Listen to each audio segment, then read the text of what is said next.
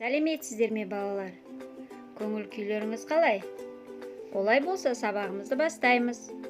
Бүгінгі ұйымдастырылған оқу қызметінің тақырыбы балмұздақ дыбысы мен әрпі. Мақсаты: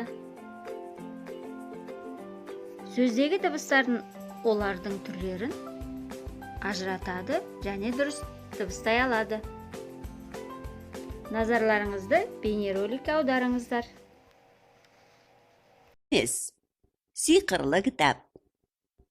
Енді балалар мұқият зер салып қараңыздар. Әрпі. Әрпі. Этюдник. Этюдник. Экскаватор. Экскаватор. Элеватор. Элеватор.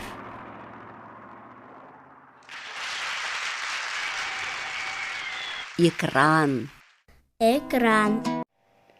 Қандай әріппен таныстыңыздар? Кәне қайталайықшы. Дегеніміз электр, жарық үшін керек бұл. Балалар, балмұздақты жақсы көресіздер ме? Әрпінен басталатын қандай балмұздақты білесіздер? Эскимо. Балалар, балмұздақ қандай болады? Тәтті, суық. Тамаша балалар, жарайсыздар. Тапсырма орындаймыз ба? Ендеше экрандағы шарлардың ішінде шашылған буындар жазылған. Сол буындардан сөз құраймыз. Кәне, кім тез құрайды?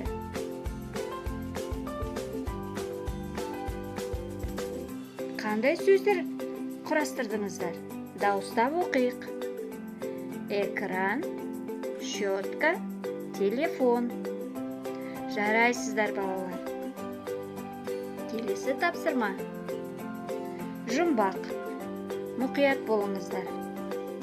Өзі тым күшті, жерді қазып бітті.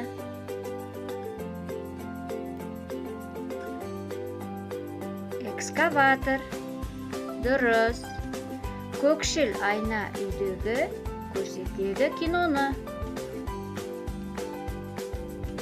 Экран. Өте дұрыс балалар. Осымен сабағымыз аяқталды. Егер бүгінгі сабақ ұнаса, 3 смайликтің біреуін таңдаңыздар. Назарларыңызға рахмет. Сау болыңыздар.